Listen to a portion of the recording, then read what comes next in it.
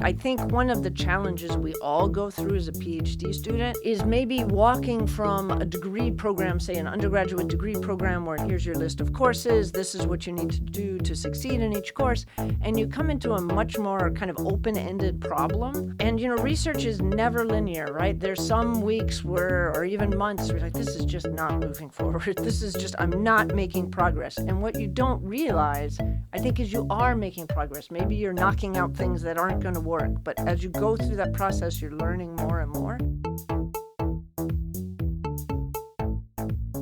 Hi, Wolfpack fans. It's Marcy Bullock, and today we have on Engineering Pack Pod Dr. Kara Peters. Hello, Dr. Peters. Hey, thanks for having me. So lovely to have you. You are our Associate Dean for Graduate Programs and for postdoctoral affairs. So you have a lot to do here in the College of Engineering, keeping all of that straight. Previously, your education involved getting your PhD in aerospace engineering at University of Michigan. And to kick us off, how about giving us the little elevator pitch? If we stepped in the elevator and had 60 seconds together and I got a chance to get to know you. Sure. Yeah. So I think we were talking about earlier, I'm definitely an academic. My whole career has been in academia. I am, aerospace engineering by background. I've been at NC State since 2000. So I always say I've been here forever. And before that, I was at EPFL in Switzerland for about 4 years. And before that, I did my PhD. I'm enjoying my position. I've been in the current role for about 2 years. Like I said, I've been a faculty member here for a long time, and I just really enjoy this position. I love that. And I enjoy working with you. We met last October when you interviewed me for this role. True. So this is nice now that we have a podcast going and we get a chance to dive in a little bit more to your own story. So let's go back to your doctoral journey. And if you think about someone that you've mentored, where building a relationship with a faculty member maybe didn't go perfectly, really smoothly, as life happens sometimes, what did you learn from that experience? Sure. So before my current role, I was the director of graduate programs in the MAE department here at NC State. So I actually got to see a lot of interactions between faculty members and graduate students, both good and bad. And, so I think I have sort of a broad perspective on that question. And I think there's a couple of takeaways that were sort of big things that I learned. I think the first is how a simple miscommunication or just a few miscommunications can bubble up and turn into something much bigger later on, right? So often if I was talking to a student who'd have an issue, once we got to the core of it, it was just that the student had an expectation or an opinion on something that the faculty member didn't agree with and that they had never talked about. Over the time, maybe a couple of years or whatever, this had sort of festered for the student because they didn't understand why the faculty member didn't agree with them, but they never actually had that conversation. So I think that's the first big takeaway. And that, I think, is really important from the student side. From the faculty side, I think one of the big takeaways is as faculty members, we're all very career-driven, as are many of the students, right? And we think, okay, the more and more I give the student, the more and more productive the student's going to be. But the reality is, unhappy students are not productive students. Right? So you need to find a balance. And this isn't actually just true for students, right? This is for faculty members, for everybody. So I think an important thing is to find that balance. You want students to be productive. To do that, they need to be happy, right? They need to be enjoying what they're doing. They need to be motivated in the same way that faculty are. So I think not equating productivity with just, output, but also happiness. It's important. I'm glad you brought up happiness because you shouldn't be miserable for every minute of every day when you're in grad school, although it is a struggle. Definitely not. But is there any story that you can think of course, without naming any names, where maybe that happened, where it started to fester and you didn't really realize that it was going to escalate? Good examples are often, or one of the biggest ones I see is about when a student should be in the lab, for example. A student maybe thinks that they have to be in the lab for a certain time to another certain time because that's when the other students are there. Or maybe, I've seen cases where a faculty member tells a student, I need you to be here from this time to this time in the lab because you work with other students. We all need to kind of be a team. We help each other.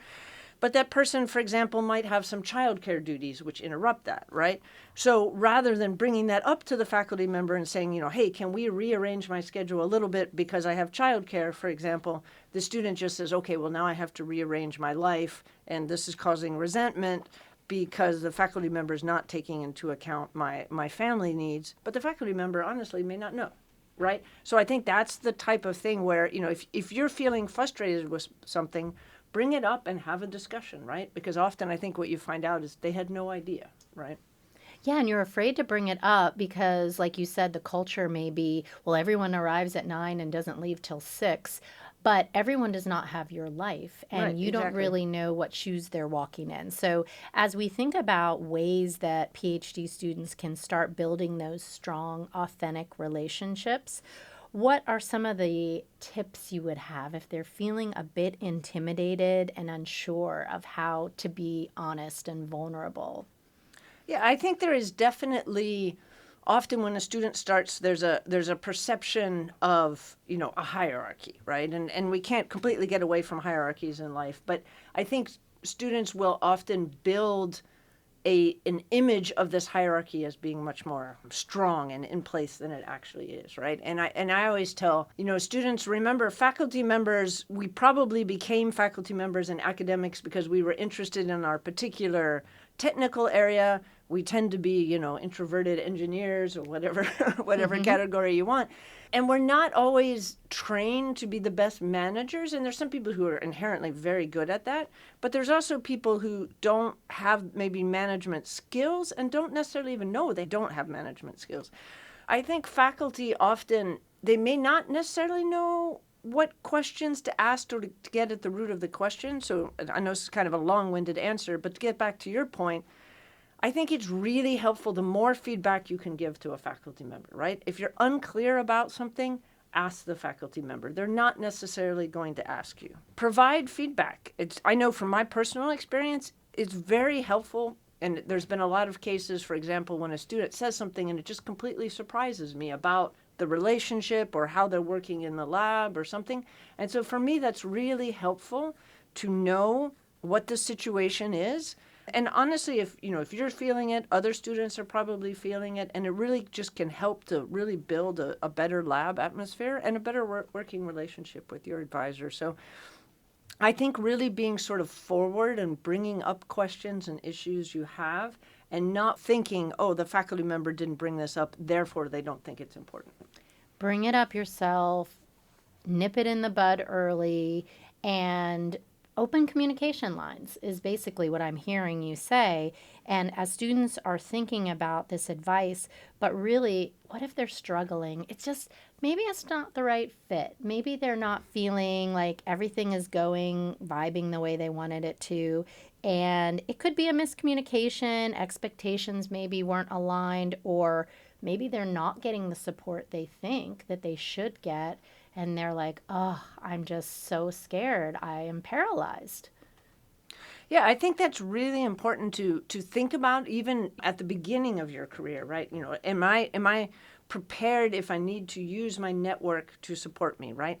And so I think always keep in mind that you are a student in your department, in your college, at the university. There's a wide range of network and support available to you. Unfortunately, often we don't know that you need the help until you need the help. So please reach out and use that network. For example, in your department, beyond your lab, right? You have your director of graduate programs. Perhaps there's other people in your department administration. You have my office in the college, and then there's also the graduate school. So we're not there just to do curriculum issues and graduations and things like that. We're there really to be a support network. And I think, as you mentioned, sometimes things just go wrong, right? And it's not necessarily anybody's fault, and just maybe it's not a good personality mix between you and your advisor. Maybe, like we talked about earlier, it's a miscommunication. There's a lot of reasons, right? And I think having that network allows you to go talk to someone. It allows you to ask questions like, is this normal? Is this a good expectation? Is there a better way I can communicate with my advisor? And sometimes too, maybe it's really not a good personality match between you and your advisor, right? It's a long-term commitment.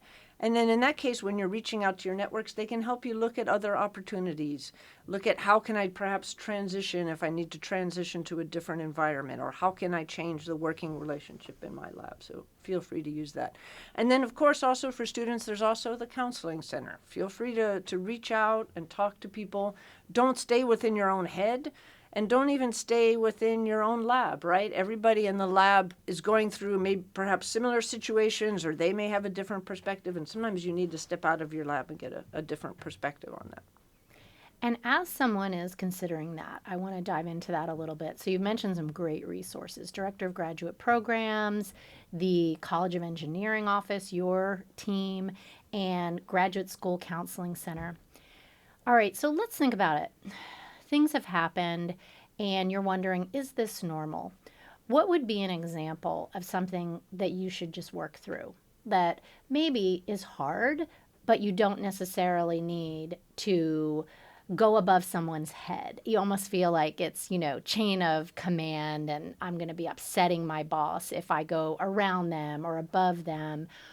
And then I want to go into what would be the red flags, where it's like, yes, this is Okay. not an okay situation. So okay and not okay. Yeah, I think that a good example maybe of the first situation would be uncertainty in research, right? I think one of the challenges we all go through as a PhD student is maybe walking from a degree program, say an undergraduate degree program, where it's here's your list of courses, this is what you need to do to succeed in each course, and you come into a much more kind of open-ended problem. And research is never linear, right? There's some weeks where, or even months, where like, this is just not moving forward. This is just, I'm not making progress. And what you don't realize, I think, is you are making progress. Maybe you're knocking out things that aren't going to work, but as you go through that process, you're learning more and more. I think your first question where you asked, what might be normal, is you might be really frustrated with your research right now. You might think like, I'm not getting anywhere. My advisor's not telling me what to do, and so I don't know what to do, and I'm kind of spinning, and I'm frustrated.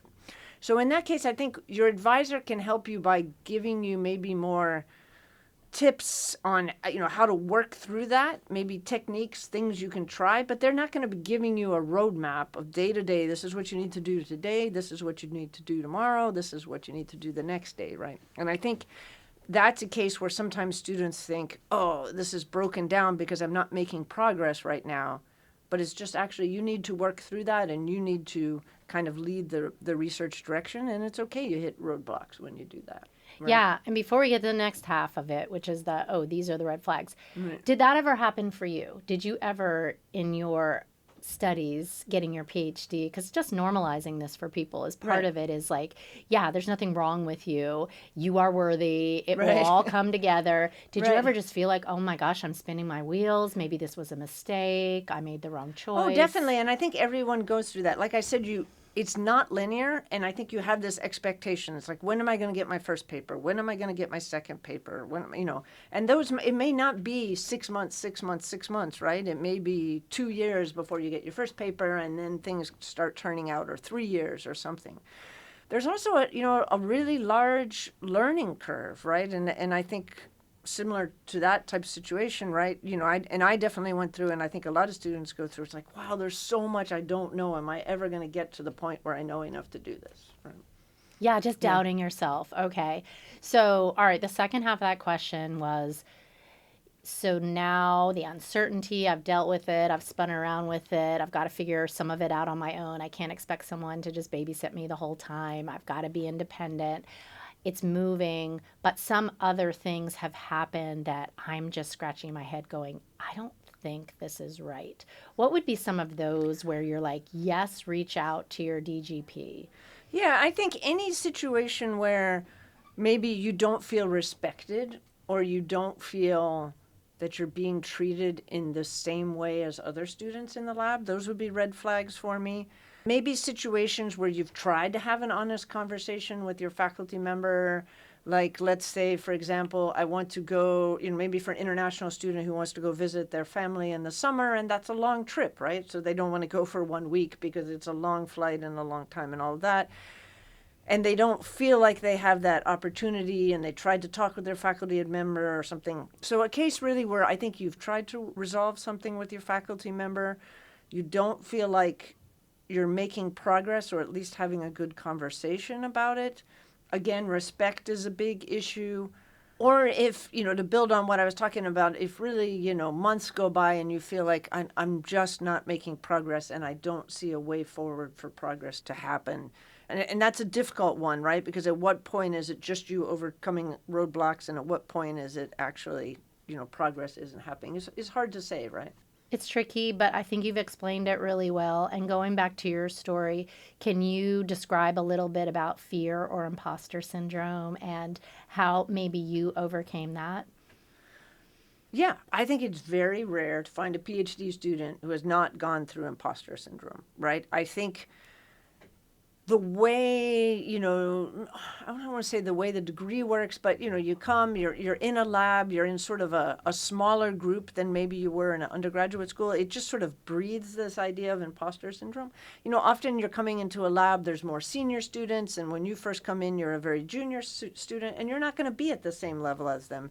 But for some reason, often people think, I need to be, right? Because that's the people they see around them. They're like, oh, this person has a lot more expertise in this area, or they know how to use all the equipment, or they know how to run all these simulations, and I don't. And of course, you will in a couple of years, right? It's just a matter of getting to that. But even talking to most of my colleagues, I think it's very, very rare if there's not somebody who doesn't suffer. Even at this point in my career, there's aspects to it where I'm, should I really be in this position? Should I be, doing this? Should I be doing that? So it doesn't go away.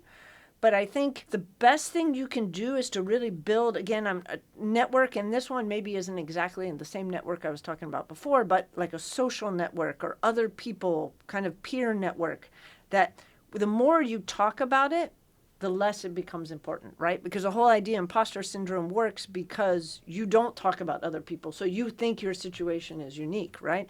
But the more you talk with your peers, with other people, I think you'll discover that they're going through the same questions. And that to me is the best way to sort of get around it, right? So when I talk about building a social network, get to know people outside of your lab who aren't, maybe you don't feel like you're in direct competition or team working with them. And just get to know other people around the university, even outside the university, and talk about these things when you feel. And then I think how quickly you'll have a conversation with somebody. They're like, oh yeah, I know exactly what you mean. I go through that every day, right? So I think once you have those conversations, you realize how less important it is than you think. I agree with you. And even since we started doing in-person workshops, you can see that when students gather and they realize they're not alone and they feel supported. So we'll link up in the show notes to our website with all of the program offerings so everyone knows what's coming up. All right, we are finally at our final time machine question. So we're going to go 1 decade into the future. So you are going to imagine yourself 10 years from now. You got the vision? All right. Here we go. So we're in our machine, and Kara Peters of 2035 is giving you advice today. What do you need to hear now from your older, wiser self? Yeah, so if I was looking at my future self coming back and giving me advice, I think for me, it's a lot of, remembering to look at the big picture stuff, take advantage of different opportunities that might not seem relevant at the particular moment, not getting so sort of tied in the day to day.